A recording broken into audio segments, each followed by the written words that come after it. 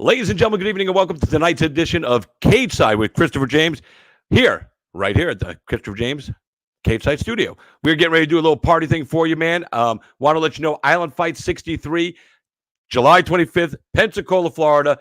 Dean Toole, my boss, said we're back. We're ready to do it. We're going to have fans in the stand and everything. It's going to be awesome.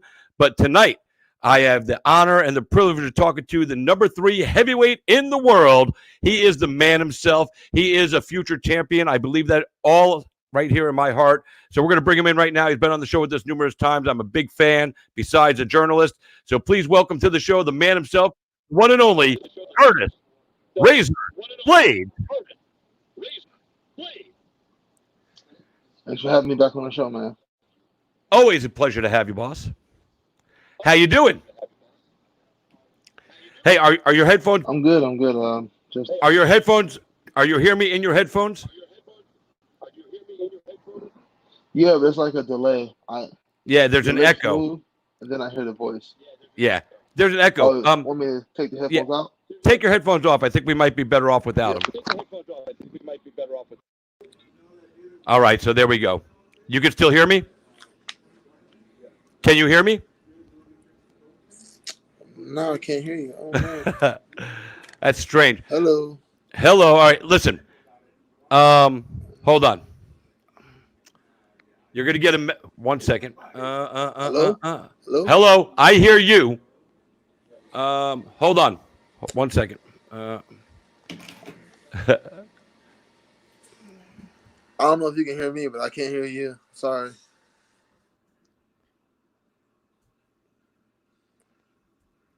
I'm still getting used to using Zoom. Yeah. More of a Skype guy myself. There should be a message on your screen. Look at your phone. Look at your phone.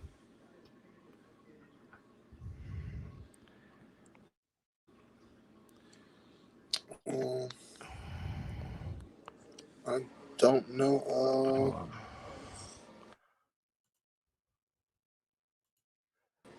All right, can you hear me now? Can you hear me? All right, hang on. So what I'm going to do.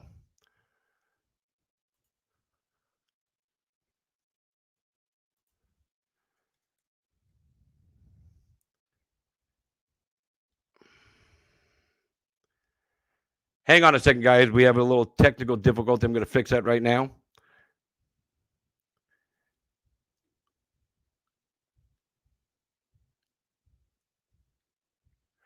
I just sent Curtis a message. We're going to have him on. I think when he turned his headphones off, we lost the stream because, the headphone thing, it's Bluetooth. So sometimes it happens. So hopefully he'll see that message. And then we'll get him back on here ASAP. But we're going to get him on here. We're going to have us a good time. Like I said, thanks for hanging out with us tonight, guys. We are live with Curtis Blaydes here in just a moment. Happy to have him joining us again on the show. And also tonight, we're going to have, let's see. All right. Can you hear me now? Yes, sir. All right, cool. I think that's what. Yeah, that's fine. I think that's what messes up when you turn them off. Okay. So no worries. So before we get rolling into the meat and the potato of the show, give us a little insight as to how you've been dealing with life during the pandemic, with training and, with your family and all the stuff that's been going on with you. It's been pretty much the same. I haven't allowed the pandemic to affect me or my family at all. Our lives have been exactly normal. I go to practice in the morning. I come home, spend time with Harley, go to practice, come home, play with Harley till she goes to sleep, and wash and repeat.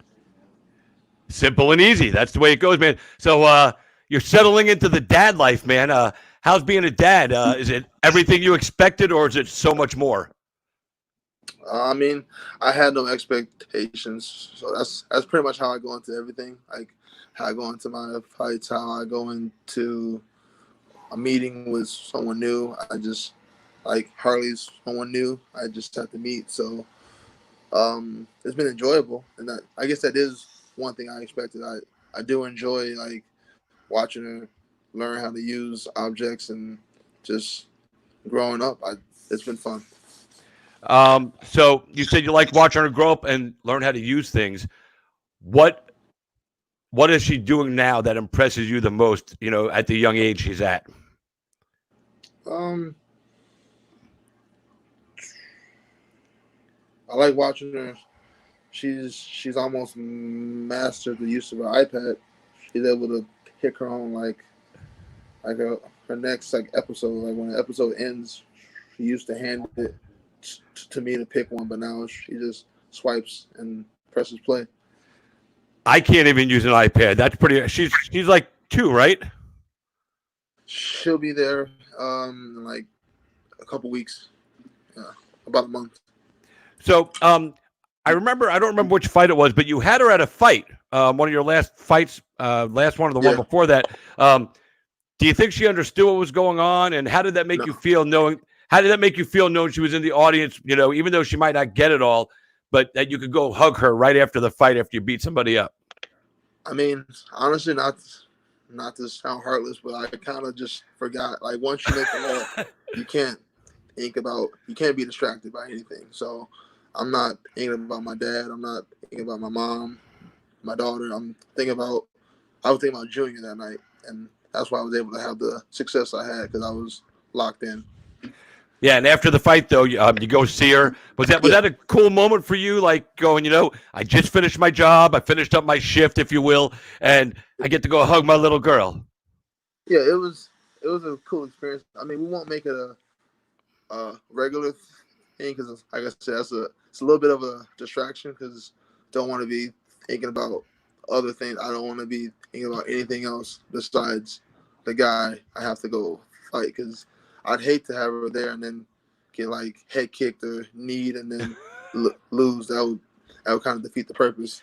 So it was a dope experience. Honestly, I forgot that he was there, and as I was walking out the octagon, I heard my girl say, "Oh, hey," and then I was like, I remember that they were there. But like during the fight, I'm able to really compartmentalize, and I put like blinders on. That's awesome. Yeah. So this is your first fight week for you during the pandemic. So you've been in the octagon numerous times. We've seen you go to work. Like I say, when I say the word, when I have people on my show and I say, things like, I believe you're going to be the future heavyweight champion of the world. I'm not saying that because you're on my show and because, we have a good, rapport. I'm saying that because I believe it because of what you do inside the octagon. So, but you've had so many fights in the octagon right now. You're this close to your title shot. But this is a different kind of fight week. So for you right now, I mean, fight week started yesterday. So give us your experience, with the COVID test and all that. Was that weird for you? Because some guys, they stick the thing up their nose, they're like, ah! And then Dana White sits there and just like, stick it up, man. So how has this been for you with the less media, the COVID testing, the quarantining and staying to yourself? Because it's definitely a new territory for you. I prefer it this way. I don't really do too much during my fight week anyway. Like I said, I compartmentalize. I don't want distractions. I don't want to hang out with people. I don't want to go to dinner every night or go horseback riding or I don't do anything. I don't really leave my hotel anyway. And it pretty much had us on lockdown within the hotel. And it didn't make us do the nose thing. It was just they put it in the back of your throat. Okay. It wasn't as painful as the nose, and it was a lot faster also. And they only do it. They did it when I first got here Monday night, and they'll do it again after weigh-ins, and that'll be it. And the lockdown that we've been under hasn't really affected me. I brought my PlayStation. We've been playing lots of Madden, watching Netflix, doing pretty much what I normally do. And I don't know. Maybe all this affects other guys, but I'm about business. I don't let nothing distract me. I don't care if the crowd is there. I don't care if they get my walkout song right, or I don't like anything that distracts you from the fight is a detriment. I don't need that. So you just walk down, go into the octagon, lock the door, and go to work. I mean, that's it. Do you like having the I guess having less media around? I guess they're not doing the poster signings and all that stuff that they normally do. So I it's love a it. lot less distraction for you. Yeah. I don't like open workouts. I don't like the media scrum. I don't like any of it. To be honest, I know it's a part of the job, but I prefer it this way. I don't like doing all this stuff. Yeah. When they go back, and we finally, I mean, do you miss having? Well, you haven't fought yet, so. But in your head, I mean, do you like having the fans around at least? On fight night. I mean, I know it's going to be a little different this time because you haven't done it yet. But does this liken back to your early days? When you first came up, not a big crowd of fans because on the regional scene you don't get that. But you can do this with or without the fans. Are you good? I could care less. I don't feed off the fans because fans can misdirect you. Fans can give you false sense of confidence just because they're cheering for you and booing the other guy doesn't mean he's going to lose. I got booed in Australia and look what happened. So Yeah. I don't let the crowd influence me at all. And that's good. I mean, you have to stay focused. And the fact that you can put your blinders on and stay, in a tunnel, single vision Curtis Blaydes is the best Curtis Blaydes that we get to see. So your name came up in the news. I'm going to hit you on this, and it's a touchy subject, but your name came up in the news because of a comment that was taken, I think, out of context, in my opinion, when you had mentioned Pearl Gonzalez and, some of the girls. And listen, I agree with what you're saying. If you're there to fight, you have to be able to fight. You have to have the talent to fight. So with that being said, you had talked about, that you feel that sometimes some of the ladies, because it doesn't happen with the guys, but some of the ladies might get to stick around a little longer because they're pretty and they sell, T-shirts or stuff like that. But I want to go back to that, even though that's how you feel. I believe, and I'm going to ask you, because I believe this to be true, while you have that opinion of it, I still believe that even a girl like Pearl Gonzalez, who you got into beef with about it, I still think that you believe that she earned her spot into the UFC, but she hasn't maybe done enough to keep it. Would that be a fair assessment? I'm not going to use her name no more. I made a promise when I did an interview with James Lynch about 5-6 weeks ago, but I said what I said. That's how I feel. Like, all right, she's like, it's 1,000. It's not really a debate about it. It's 1,000. We can be adults about this, like sex sells. We get it. Sure. It's 1,000. Like, all right. I got you. If I wasn't good, I'd have been cut. You would have been cut. They cut dudes like left and right. Yeah. So, and I get it. And like I said, people talk about the inequity of female athletes, but in this case, I think it's inequity for the male athlete, because, and when I say this to you, you're a good looking young man, but I can't use that. But your looks aren't going to keep you. Yeah. So that's what I'm saying. So even though you're a sexy young man, you could be like on a TV commercial, promoting something, because you are a good looking guy. I have no qualms telling a man they're good looking. So, but you won't get to keep your job because of your looks, where some of the ladies do, like a Paige Van Zandt. She's pretty. She went over and Dancing with the Stars. So she's done, and things like it's not just like being I think a lot of people misconstrue like, oh, you can't be attractive and be a good fighter. No, that's not. I'm saying there are girls who are pretty, and that's all they're bringing to the table. Like, there are lots of girls who are attractive and good, but then there are girls who are attractive, and that's all they got. They're not good. They're not. I watched their stand-up. They're stiff in the hips. Their kicks are sloppy. Their footwork sloppy. Their head movement isn't there. Their back attacks aren't sharp. They're not smooth. It's a lot of that. I mean, I'm just being 1,000. I wouldn't hate. My original comment was we should push the girls who are good.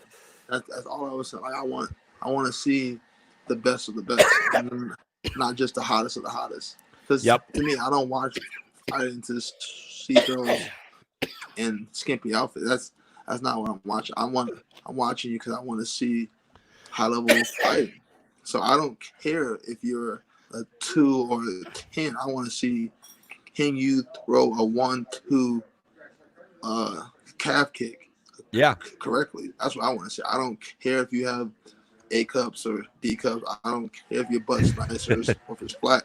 Right. I don't care. Can you fight? That's all that matters to me.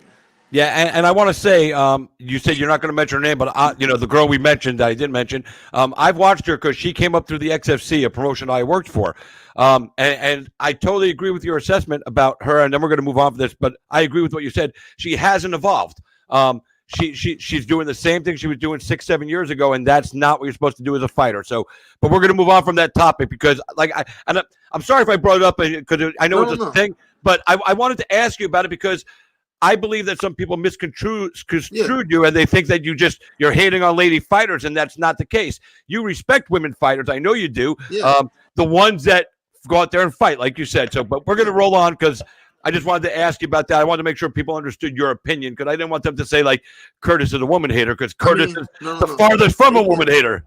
They can say whatever they want to say because if you're not my homie, if you don't train with me, your comments don't mean nothing. Because I kind of want to bring up a line from Rick and Morty. Your boos mean nothing to me because I've seen what makes you cheer. Like your boos mean nothing to me. Amen to that. What gets you hyped up, and it ain't nothing to get hyped up about. All right, so the heavyweight title picture has been clogged up for just about a year. Daniel and Stipe, they're finally gonna fight. They fought last August. Stipe won the match. So this is the trilogy. How happy were you? I mean, I know you're happy when you get your own fights, but I think when this announcement was made, I think this might have even made you happier than your own booking because finally we're going to get some movement and you can get your shot. Exactly. I was just happy that they booked it. It's officially going to happen. And everyone's been asking me, like, who do you want to win? I don't care. I just want movement. Yeah. And I heard DC is going to retire. I heard potentially Stipe is going to retire. Good. If Stipe wants to stick around, I know I'm not next. It'll be in Ngannou versus Stipe. Fine. That's fine. I just want movement. That's all I want. Because you got to be able to get, you have to, other than your losses to France, I mean, you have to be able to move forward and get your shot because you've worked hard. You've put in the grind. You evolve every single time you walk into the octagon. As far as heavyweights go, you are the most evolved fighter I've watched over the last 3 or 4 years. You've really, every single fight we see a new wrinkle in the Curtis Blaydes toolbox, and that's what I like to see. I like to watch fighters evolve, and going back to the thing, but all fighters, male, female, you have to bring something different the next time. Now, in this fight, this is a unique situation because if Daniel Cormier wins, he 100% is going to retire, and I believe him. If that's the case, and then let's say they book you and Francis, third time for the title, because it would be vacant. Does that take away that you're not going to beat the guy who had the belt? I mean, you get what I'm saying, right? Like it's kind of like they threw it away, So that's why I want to ask. He's old. I'm not losing to old man. He's old. I would have beat him. So it wouldn't hurt me none. The belt's the belt. The money is the money. It won't hurt me none. So, and you said you don't care who wins. You just want the movement. But do you have a prediction on that fight? No, because it's impossible. Anyone who tries to convince anyone else that they can guarantee, Stipe is going to do. You don't know that. DC, you don't know that. Because we've already seen them fight twice. We've already seen these fights in ways that no one would have predicted. Like anyone who tells you they predicted DC catching Stipe early in the clinch, that first fight, and KO him, he's lying. Anyone who tells you that they 100% knew Stipe was going to catch DC the last time, they're lying. Because honestly, I thought one of them would have wrestled. No one's wrestled yet. So none of them. I don't know. I honestly don't know. Yeah, the only person who predicted that fight, the first one, right, was Daniel, because he did come out and say, He said exactly how the fight was going to end. He said Stipe is going to drop his hand. I'm going to go inside on that clinch, and I'm going to knock him out. He called the shot, so he was the only one. Now, a prediction for me, I think Stipe, or I think Daniel brings more to the game than Stipe. His wrestling is on a different level, and his striking is well-rounded. He can drop people too. And he proved it by knocking out Stipe. I think Daniel's going to win this match, but again, I don't know. That's just my prediction. I would put money on it. I would put none of my money on it. I don't gamble, so I'm safe. My money's safe. So, but I just think that's how it's going to go out. Now, moving on to you have Alexander Volkov, a big giant guy. I mean, it's hard. It's funny to say that in the heavyweight division, there's these big giant guys that are bigger than you because you're a big man. I've got a picture of you over here on my wall from when I met you in Orlando. You can't see it because it's out of the shot, but I feel so tiny standing next to you because you're just a big guy. But Volkov is even bigger than you. And it's like who's the other big tall guy? Stefan Struve. He's not thick, but he's just big. He's tall, he's wide. That's the thing.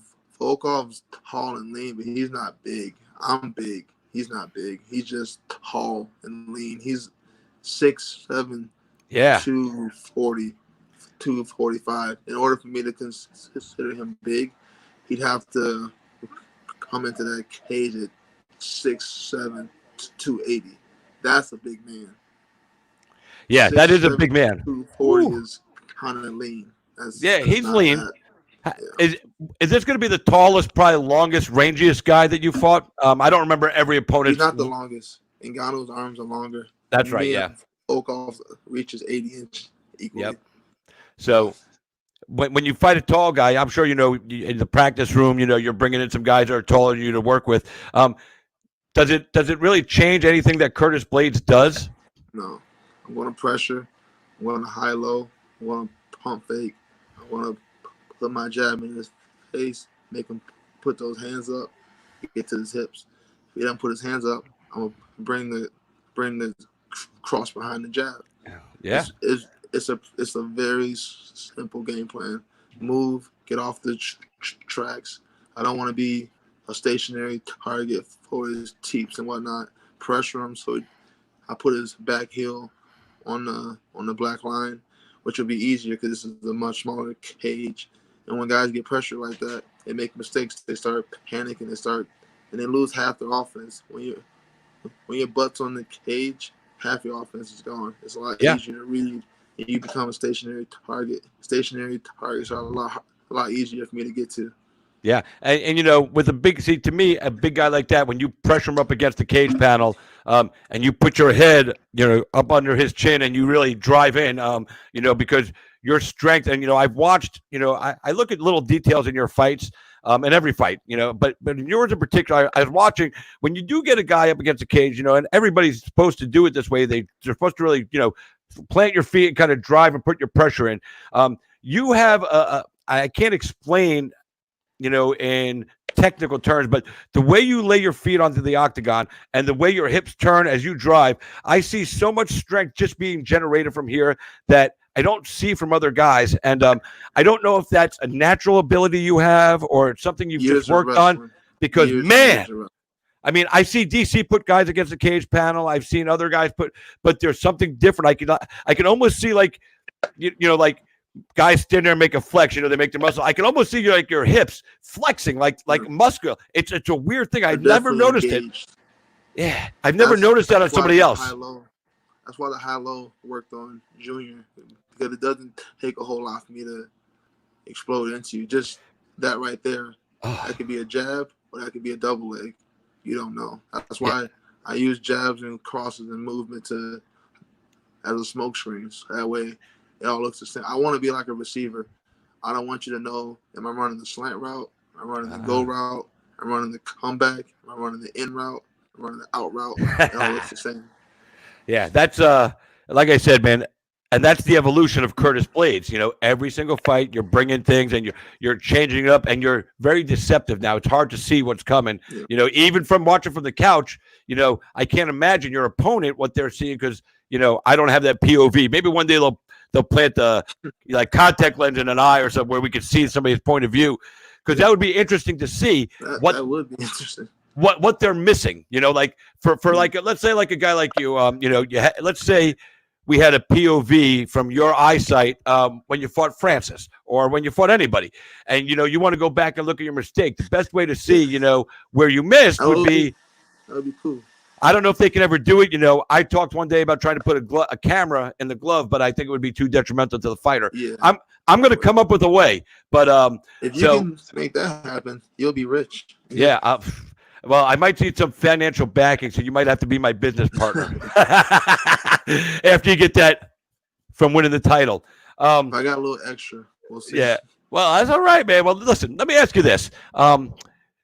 You've been busting your ass, and you are probably one of the nicest guys. You don't vocally speak out, but I've noticed recently you've been a little more vocal in your desire to let people know that you should be getting this title shot, telling these guys to get off their asses, get off their couch, and let's fight.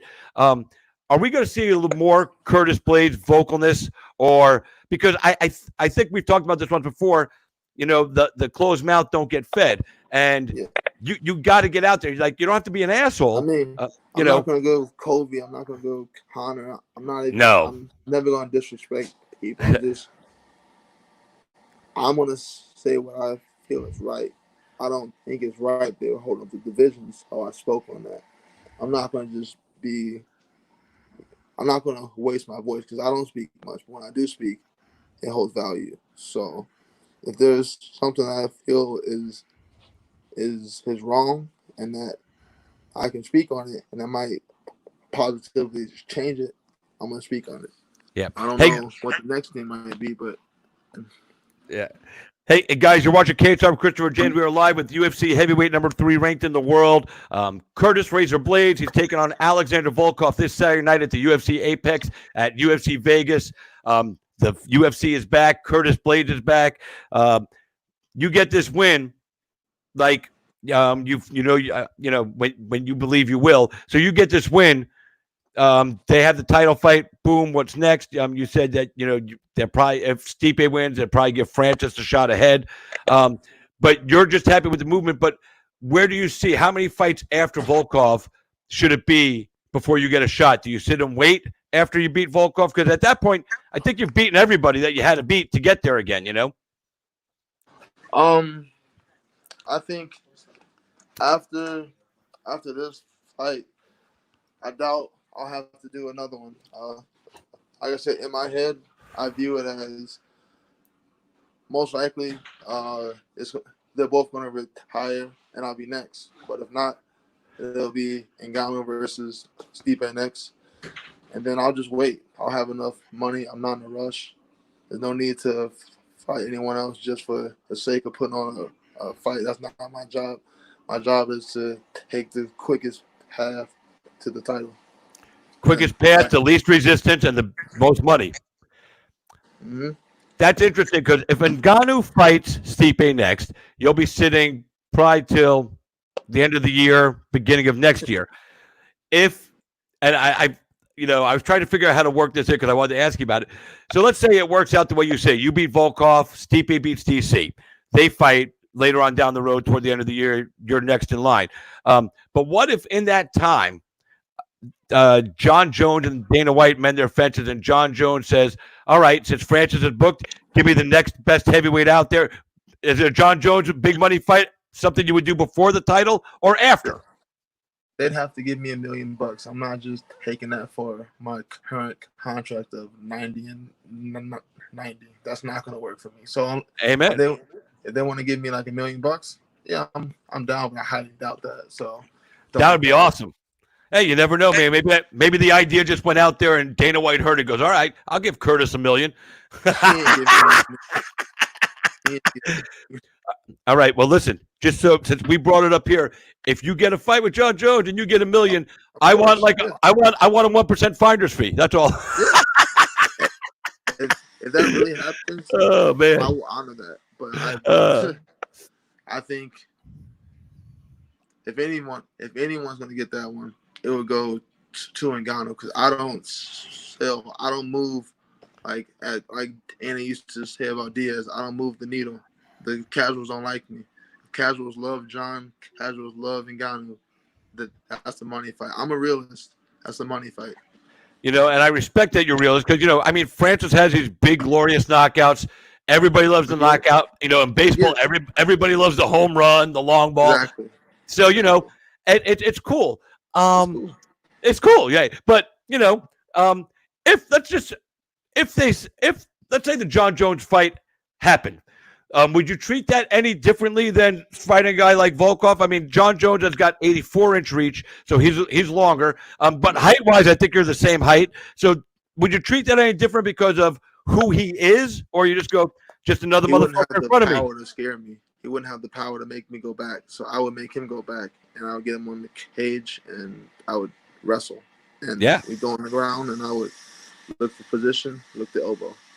My game plan is universal. People adapt to me. I don't adapt to them. That's the way it should be, right? I mean, that's how you want it to be. So this weekend, you got your big fight. Hopefully, the payday will be decent at the end, and hopefully you'll get some bonus money out of this. And the reason I'm bringing up money a couple of times, John Jones is in the controversy with them. Masvidal, Cejudo left. Amanda Nunes says she might retire now because she wants to do other things. She's accomplished so much.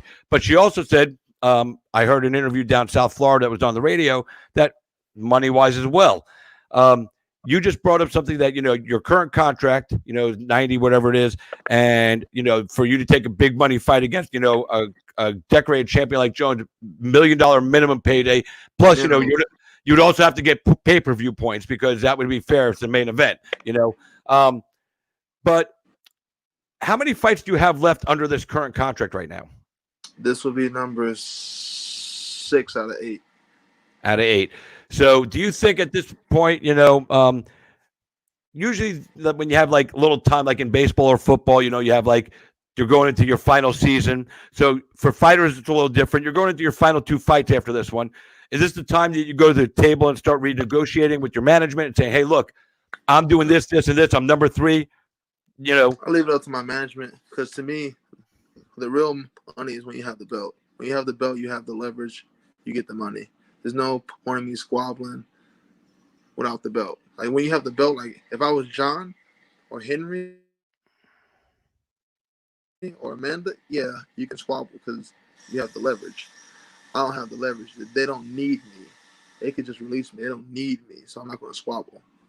Well, I beg to differ. They do need you because, like I said, even though like you're a realist about it. Like you said, you don't move the needle like an Ngannou does or a Conor McGregor does, but you do have a fan base, a legitimate fan base, and you may not move the needle like they do, but you're moving the needle ever so slowly every time you fight because people do appreciate what you do. So, but I respect the fact of what you're saying right now. You're in a contract, so you're fighting for your contract. You fought, you signed the dotted line. You're honoring your contract. There's a lot of athletes, you see it in the NFL all the time. Oh, I'm not playing. I'm going to sit out a whole year until you give me more. And well, no, I get that. I get the NFL, though, I get that too. They run those guys into the dirt. So, like what happened to Le'Veon Bell? Yeah. He was using him as a receiver and as a running back. You should pay him more. He's not just a running back. I get that. That's not even. I get I'm always pro player. Always. Yeah, and I get that. Release them whenever they want to. I'm not pro Le'Veon Bell because he signed with my Jets and he definitely didn't earn his $14 million last year. No, so I understand what he did. He was like, fuck it. I know what he did. Oh, we know what he did. He fucked my team's fucking goddamn pay fucking scale. I'm pissed. Sorry. Hopefully this year. Look, you're laughing at me. That's fucked up, man. Hopefully he'll come back this year. Though I listen. I know you're a Chi-Town guy, dude. I even today when I promoted the show, I took that picture from your Facebook page with your head silhouetted over the city. I thought that was one of the coolest pictures I've ever seen of you or any fighter in particular. That was dope. So I used that today. You're out in Denver and everything. How much do you miss being in Chi-Town all the time? I don't, because having a daughter, I'd rather be in the safe suburbs of Lakewood, then it's in order to have safety and like total safety in Chicago, it's very, very, very expensive, and I would be spending all my money on an apartment on the north side. And I don't have to spend as much, and I have more security. The only thing I really miss is the food, but even then, it's probably better for my career to not be eating Harold's and Portillo's. It's probably I fucking love Portillo's. Yeah, I miss it, but I know that's not what I need right now. Do you worry about your family that's still back there? Chicago's a crazy place. Yeah. Chicago's a crazy place. Ugh. And I'm used to it though. My dad's been a cop as long as I can remember. I think he became a cop when I was 5 years old. So I'm 29 now. So it's been a minute. I'm used to him going out late at night and coming home at 2 a.m. after a shift. I'm used to that. And my brother, he's been a cop now for 5 years. So I'm kind of used to that too. Yeah, man. It's a crazy. It's a crazy time to be a cop anywhere in the country. It's a crazy time. It's a crazy time for African American people right now in the country. There's a lot of crazy stuff going on in the world, and I don't even want to get into all of it because I don't want to politicize or get an hour and a half a show. No, we'd be here till you had to go to a scale, and that'd be crazy. Yeah. But without going into all of it, can you share like a positive message for people to listen to about just what we need to do to kind of stay focused on growing as people? I mean, something just positive, because you're a pretty positive dude. So, really, I'm happy with the protests. I'm happy seeing the pictures and the videos, seeing that the crowds are like almost 70% white. That restores faith in humanity for me. It lets me know that eyes have been opened and ears are listening, and they hear the cries of the Black community. They are aware of the plight. I feel like they've always been aware of the plight, but now they're like, yo, we have to jump in because we're not going to get nothing done. I'm not anti-white at all. I know everyone knows that. I just want to say it again, or anti-cop or we're not going to get nothing done without the white community helping us. Like, it's going to take togetherness. It really is. It's going to take unity, and that's what I've been seeing from the protests, from Washington to LA to Chicago to Dallas. I've been seeing like majority Caucasian crowds, and that looks good. That lets me know that we can work together. Yeah, my dream of all of this, and I don't know if I'll see it in my lifetime. I'm a little older than you. Who knows how long I'm going to be around.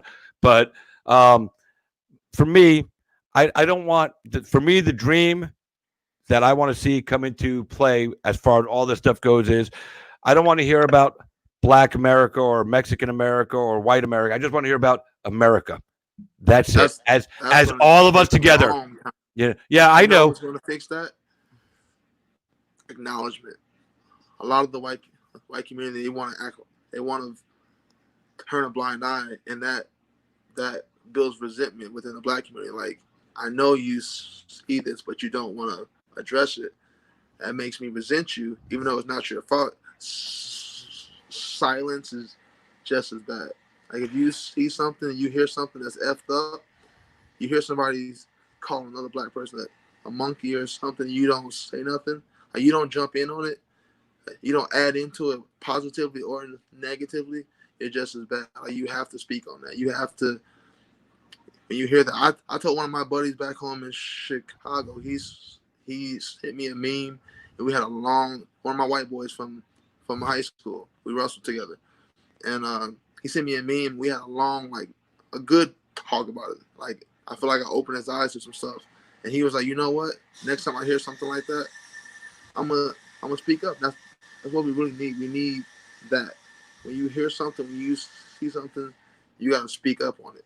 You can't just turn a blind eye like, well, I'm not doing this. I'm not bad. You're just as bad by letting it happen. Yeah, and that's the thing. We have to stand together as one voice. Not as a Black voice or a white voice or a Latin voice or an Asian voice. It's a lot stronger when it's one voice. Yeah, one voice people listen when you have all these differences, and and I think part of the problem is the media does try to keep people divided. There's some crazy shit. I think politicians try to keep us divided. I mean, because they feel it's better for. So it definitely helps them. It does, and it all sucks. At the end of the day, I just want to see everybody try to get along the best they can. Listen, and for me, I work in the fight industry. I've worked in the bar business my whole life. I've been around every race, creed, color, religion. And here's my take on people.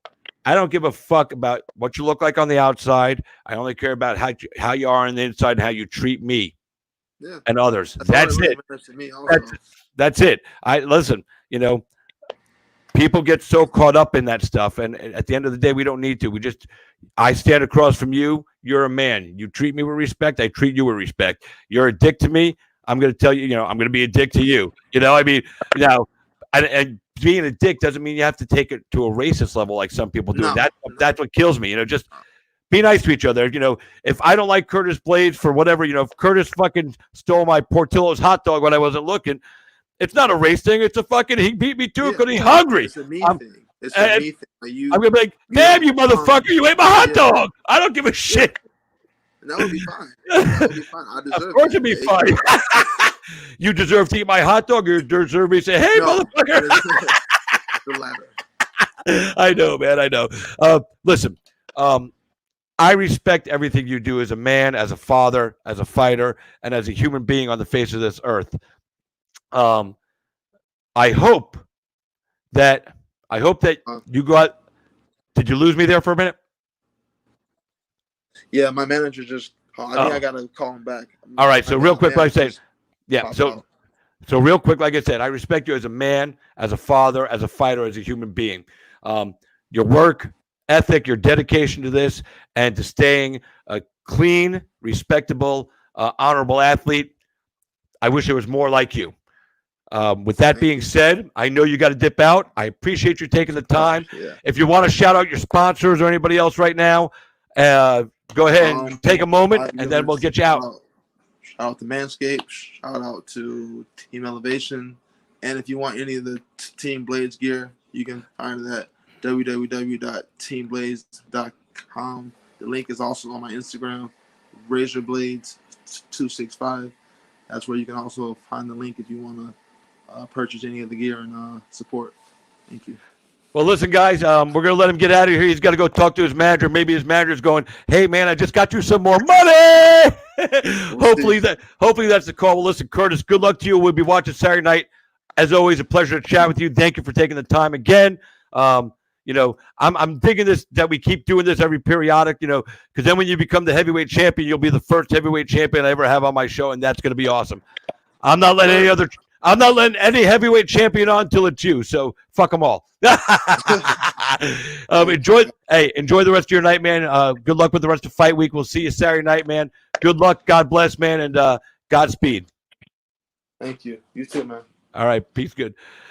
All right, guys and girls. That was Mr. Curtis Blaydes. He's going to dip out. Now, I told you guys in the post of this thing, we are going to debut a music video. My man, Henry Taylor, a.k.a. KGD3, busted out a fucking phenomenal video, his song called Real One. So what I'm going to do is I'm going to share the screen. I'm going to play his video for you, and then I'm going to come back, and I want to get some comments, and I might even invite Henry to jump in the show to talk about his video and the experience of shooting his first video. Because it was pretty cool, man. The video, the production is great. And I hope you guys enjoy it. So this is my man, KGD3. Let me set this up right here. KGD3, a.k.a. Mr. Henry Taylor. He really did a phenomenal job with this video. Very, very proud of this kid. He said what he was going to do. He wanted to achieve it, and he's going to achieve it because that's what he does. You know what I'm saying? So I'm going to pop out the screen right now. Hold on a second. Let me go back here. I'm going to pop off the screen. You won't hear me or see me for a minute. Watch the video, and then we're going to come back, and I hope you guys enjoy this. Again, it's my man, Henry Taylor, aka KGD or KOD. I say KGD, KOD, the King of Diamonds, G3. Y'all ready? All right, man. Let's get this thing pop in. Let me pop myself off here. Hold on a second.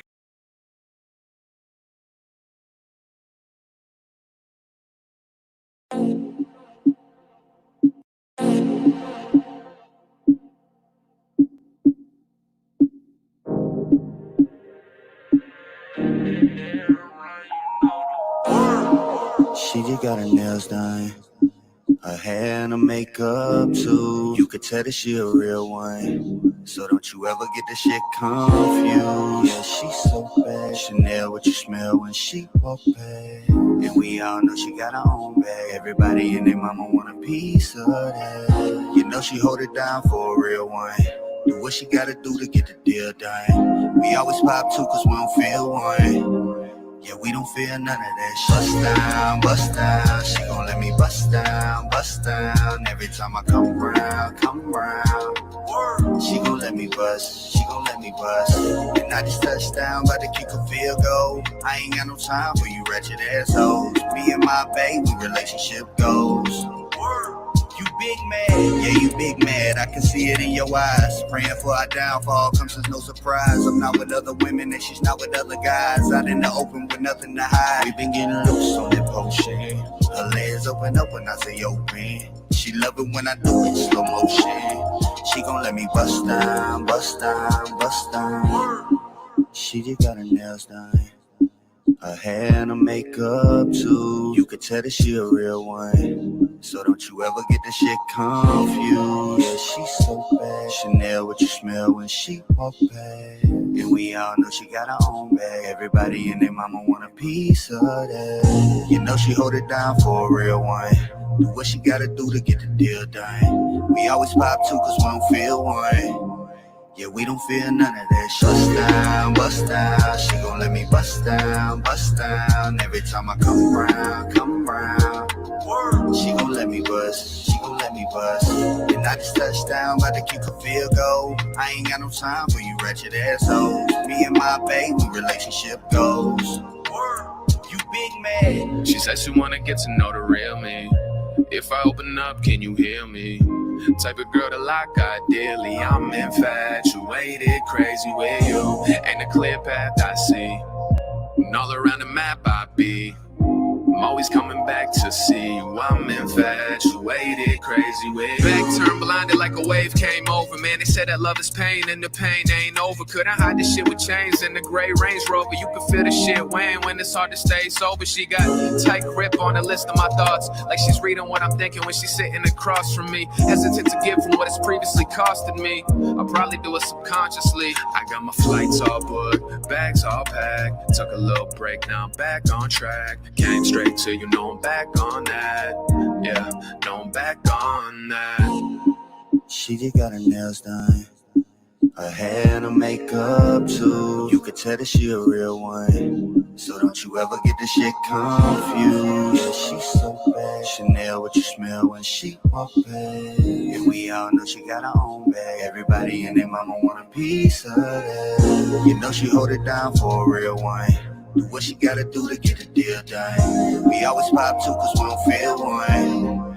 Yeah, we don't feel none of that. Bust down, she gon' let me bust down. Every time I come round. She gon' let me bust. And I just touched down, about to kick a field goal. I ain't got no time for you wretched assholes. Me and my baby, relationship goals. You big man.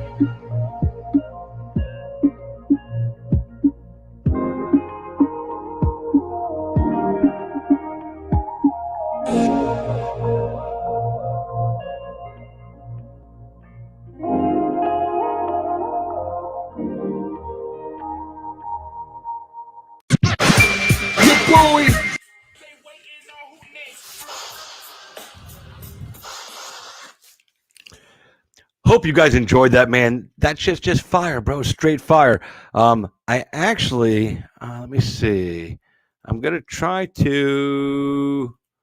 I'm gonna send Henry a link, see if he wants to come into the show. If he do, he do. If he don't, we don't. But maybe he'll pop in with us and say, "What's up?" Tell us about the experience of making that video. Because it's pretty dope. I hope you guys enjoyed my show tonight with Curtis Blaydes, Curtis Razor Blaydes, fighting for the heavyweight title. Fighting for the locking his spot for the next in line for the heavyweight championship. I misspoke. He's everything I said about it, kid, is true. He continues to evolve as a fighter. Every single fighter, he shows a different wrinkle, and you have to, be worried if you're standing across the octagon from him. That's the honest assessment, because his wrestling, was already dope, and he continues to improve on how he implements his wrestling when he wants to do it. And like he said, the universal game plan is you have to adapt to him, because he's not going to adapt to you. And if you watch his fights, that's really what happens. I mean, other than two fights against Francis Ngannou, I mean, the guy's been unstoppable, So what's next for him? I don't know. If you guys got any commentary, let me bring up the comments page here. If you guys got any comments, you want to jump in with me, wrestling, striking, ground and pound, definitely. Wrestling, striking, ground, impound. That's a little different. I know what you meant, though. It's all right, man. Yeah, so, tenacious. That's what my man Carl Black said. Tenacious is the word, yeah. Tenacity. That's just something that he brings with him every time he walks into the octagon. Truly one of the good guys. And, it's fun. You get a little more vocal, like I said. So I'm going to give Henry a minute here. I just shot him a message, see if you want to jump in with us. Say hello. See, what'd you guys think of that video? You guys that are watching, man, give me a comment there. If you want to tell me what you thought of my man's video, because that shit to me was fire. He did a really good job with that video. The production was great. They shot it up at Babes up in Pensacola with the help of Dean Toole, and it was awesome. Like I said, man, the kids really got something going on, and I totally dig them. So, hopefully we're going to see more videos popping out from a man, and, some good shit. Because like I said, man, there's a lot of artists that get out there today. I actually, not like I said to you guys, I was talking to some people. There's a lot of artists out there today that, I don't know, man, suck. Henry's got a good sound. The vibe is there. You feel something when he's singing. It's cool. So, and this song right here is Ready for Radio. It's got a hook. So, boom. I dig it, and I'm 51 years old, but I like good music. So if you give me something good, I'm gonna talk about it. If it's somebody that I know and I can help him promote his thing, I'm gonna do it. But anyway, that's going to finish up. I guess Henry be busy right now, so we're going to just jump out of here. Listen, guys, thanks for tuning in tonight. Hope you enjoyed the video. KOD G3, Henry Taylor, man. Good luck to you, man. Keep the vibes coming, bro. Appreciate it. Good luck to our guest tonight, Curtis Blaydes. Great guy. I'm definitely going to be rooting for him. I like the guy. I think he's going to be the world champion, and it's not too far away. So that's it. Got some guests I'm working on. I will let you guys know in a day or two who our next guests are going to be. And make sure you tune in for Fight Night Saturday night. Real quick before we go. Preliminary card. You roll down to the prelims. Austin Hubbard and Max Roscoff. Roxanne Modafferi and Lauren Murphy. I'm taking Roxy. I'm taking Hubbard. Matt Frivola and Frank Camacho. Frivola is going to win that one. Courtney Casey and Jillian Robertson. That's going to be a really tough fight. This one's hard to pick because they can both work in different spots, but those different spots that they work in, they're both familiar with. They both can do very similar things in the octagon. Their ground games are both fucking stellar. So it's going to be an interesting chess match. I haven't picked that one yet. I'm going to look back and pick it later. We got Marc-Andre Barrios versus Oscar Pichota. That's an evenly matched fight, 11-4 versus 11-3. I think Barrios is a slightly better striker. I'm going to take him. We got Brianna Van Buren.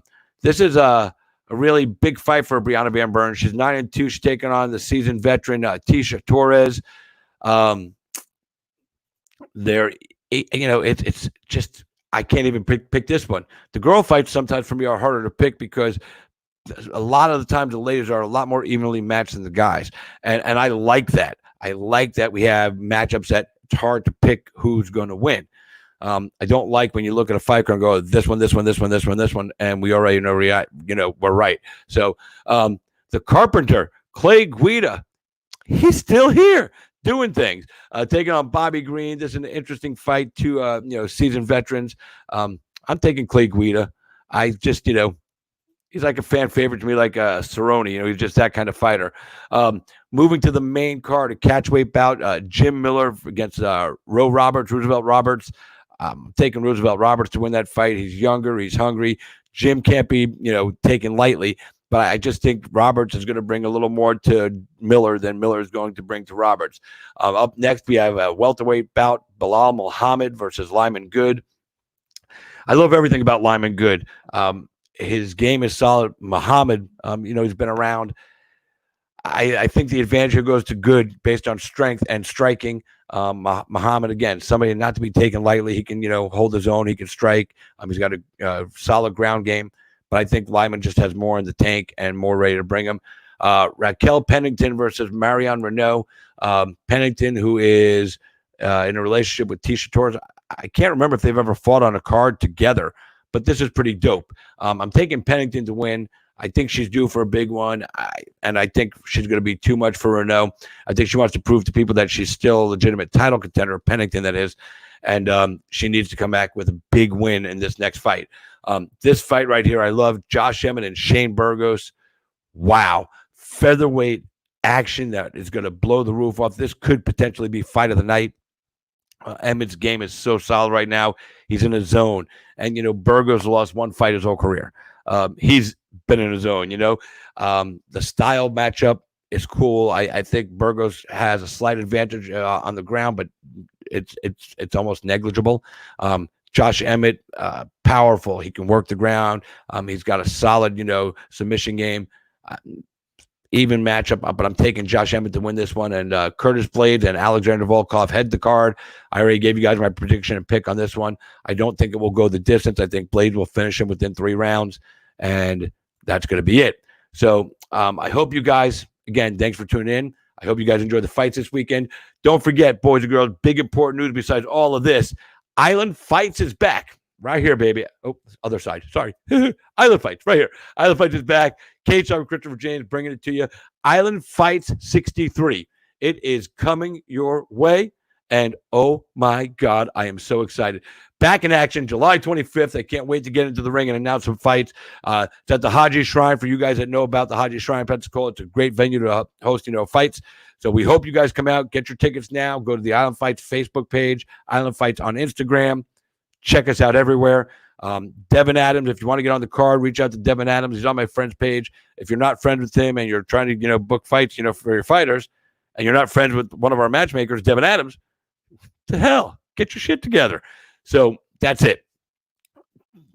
Got it? July 25th, Pensacola, Island Fights 63, the Haji Shrine. Can't wait to see you guys, and welcome back to fight fans of Pensacola, those that have supported Island Fights from day one, and continue to support us as we roll up this mountain of MMA. Shout out to my man DVA, David Van Auken at Fight Bananas. Love that guy. He's doing some big work. Make sure you check out his stuff. Always like to throw out some love. Shout out to my boy Eric Coal at mymmanews.com. I'm mymmashow.com. So don't get us confused. My MMA News, he's got great guys that work with him. A lot of great content. So show them some love. You know what I'm saying? That's what I'm talking about. Thanks to my friends at End Steel Nutrition for always supporting the show and the website. Appreciate you. And also check out Proper Nutrition of Gulf Breeze. It's a stand-up brick-and-mortar location. Great smoothies, shakes, all the stuff. You can get your End Steel Nutrition stuff there. Phenomenal place up in Gulf Breeze for a place that definitely needed to have this kind of a nutritional venue available for them. And now they have it thanks to Brad Bishop and the folks with End Steel Nutrition and Proper Nutrition of Gulf Breeze. Gotcha. All right, cool. Don't forget to check out mymmashow.com. I've been laying off on the articles for a little bit. I had some stuff going on in personal life that I just had to deal with.